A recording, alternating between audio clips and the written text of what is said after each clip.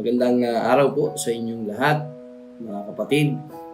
Pastor Noli Escalao po ng Nazareth Baptist Church, Navotas City. Narito po ang muling paksa natin pong tatalakayin sa ating pong devotion ngayong araw na ito. Makikita po ang ating teksto sa 2 Corinthians chapter 5, verse 17. Pero bago po natin ito basahin, tayo po muna ay sumandaling manalangin. Maraming Diyos na makapangyarihan sa lahat, muli po kami nagpupuri at nagpapasalamat sa araw na ito, sa buhay at kalakasan na iyong ipinagkaloob sa bawat isa po sa amin. At ngayon pong umaga, Panginoon, ay amin pong hinihiling, ay inyo pong marapatin ang aming samo at hiling. Kapit po ay inyong gabayan sa pagbubulay-bulay ng iyong mga salita. Kaya niyo po kami ng karunungan upang lubos na maunawaan ang iyong mga salita. Ito lamang po ang aming dalangin sa pangalan po ng aming Panginoong Jesus. Amen. Dito po sa 2 Corinthians chapter 5 verse 17 ay sinasabi po, "Therefore, if any man be in Christ, he is a new creature. All things are passed away. Behold, all things are become new."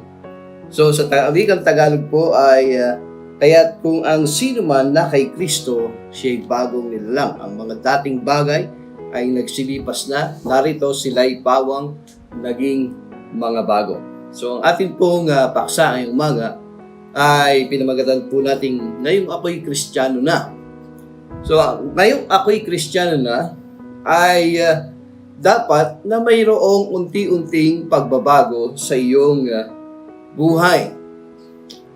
At ito nga ay nangyari sa mga patotoo ng maraming mga mananampalataya sapagkat napakahalaga po dito sa ating buhay bilang isa ng Kristiyano.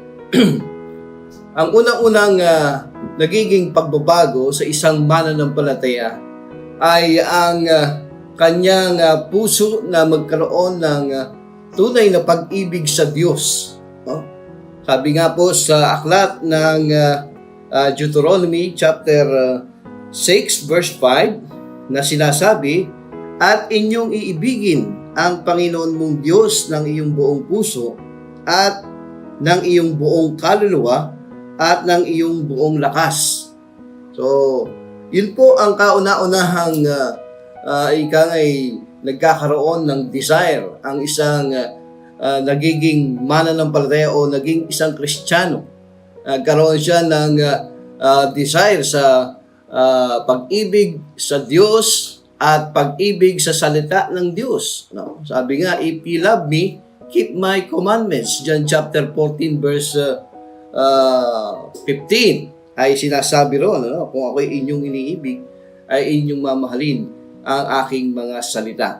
So yun po yung pangalawa, ang pagmamahal sa salita ng Diyos, na ikaw ay isang Kristiyano, isang mananampalataya, ay nagkakaroon ng unti-unting pagbabago, pagmamahal sa Diyos, pagmamahal sa salita ng Diyos, pagmamahal sa gawain ng Diyos. Ang pangatlo na atin pong dapat na nararamdaman o nararanasan sa ating puso at buhay. Ngayon, ang tanong po, bakit kailangan po ang pagbabago? Sapagkat ang isang tunay na mananampalataya na nagbabago, ito'y nagiging kanyang patotoo sa kanyang buhay bilang isang mananampalataya. Patotoo sa kanyang pamilya, patotoo sa kanyang kaibigan, mga kaibigan, at patotoo sa kanyang paligid. Alam niyo po mga kapatid, nakakalungkot po dahil sa kung minsan dahil ang isang nagsasabing Kristiyano ay walang nakikitang pagbabago sa kanyang buhay. Kung kaya't ang kanyang unang-una, yung kanyang mga mahal sa buhay ay hindi niya naaakay sa Panginoon, no? Dahil nga nakikita na walang pagbabago sa kanyang buhay. Yun po ang nakakalungkot mga kapatid, kung ang isang tao na nagsasabing siya'y Kristiyano, subalit walang pagbabago sa kanyang buhay, ay ang kanyang pamilya ay masasabing hindi niya maakay o mahirap niyang makumbinsi na ito ay makinig sa salita ng Diyos. Sapagkat siya mismo sa kanyang sarili, sinasabi niyang siya isang mananampalataya, subalit wala namang pagbabago sa kanyang buhay. So, napaka halaga po ng pagbabago sa buhay ng isang mananampalataya sapagkat ito'y patotoo niya sa kanyang buhay. Unang-una nga sa kanyang pamilya.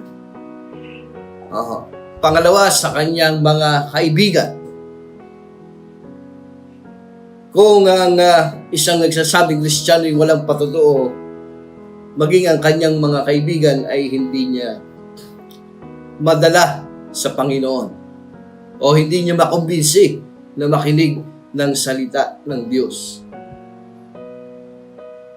At ang pangatlo ay ang nakapaligid sa kanilang tahanan o mga kapitbahay, ika nga, sa madalit salita, sapagkat walang nagiging pagbabago sa kanyang buhay bilang isang nagsasabing siya'y isang mananampalataya. Napakahalaga po na ang isang nagsasabing Kristiyano o naging Kristiyano ay mayroong unti-unting pagbabago at ganap na pagbabago sa kanyang buhay. Sapagkat sinasabi nga po ng salita ng Diyos, therefore, if any man be in Christ, he is a new creature. All things are passed away. Behold, all things are become new.